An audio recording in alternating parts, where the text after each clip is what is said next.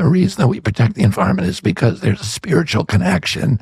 There's there's a love that we have. I got into the environment because I wanted, this connection to the fishes and the birds and the wildlife and the whales and the Purple Mountain's majesty. And that, I understood that the way, God talks to human beings through many vectors, through each other, through organized religion, through the great prophets, through the wise people, the great books of those religions, but nowhere with the kind of detail and texture and grace and joy as through creation. And when we destroy nature, we diminish our capacity to sense the divine, to understand who God is and what our own potential is and duties are as human beings. And that... I hope what you just said, by the way, is chopped up and put all over every social media platform in the world.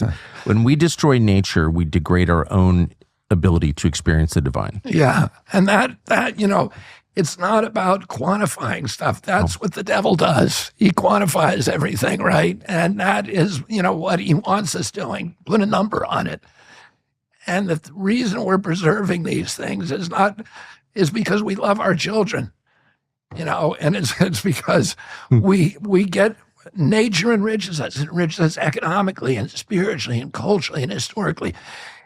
It connects us to those 10,000 generations of human beings that were here before there were laptops. And it connects us to the most important spiritual lesson. All of the organized religions that we know of today, the central revelation of every one of those religions always occurred in the wilderness. Moses had to go into the wilderness to listen to hear God's voice and see the burning bush. He had to go to the wilderness of Mount Sinai to get the commandments. Muhammad who was a city boy from Mecca, had to go to the wilderness of Mount Hera on a camping trip with his kids and wrestle the angel Gabriel in the middle of the night and have the first stanzas of the surahs of the Quran squeezed from him.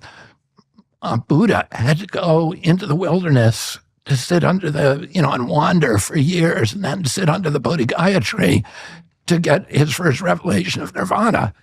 And Christ had to spend 40 days in the wilderness to discover his divinity for the first time. And his mentor was John the Baptist, who lived in a cave in the Jordan Valley and ate honey of wild bees and locusts. And then all of Christ's parables come from nature. I'm the vine, you are the branches, the mustard seed, the little swallows, the scattering the seeds on the fallow ground.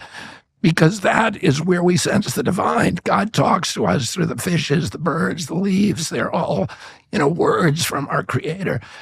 And that is why we preserve nature. Yes. It's not because of it's not because the quantity of carbon. And by the way, I feel what you said so deeply, I can hardly even express it. And thank you for saying that.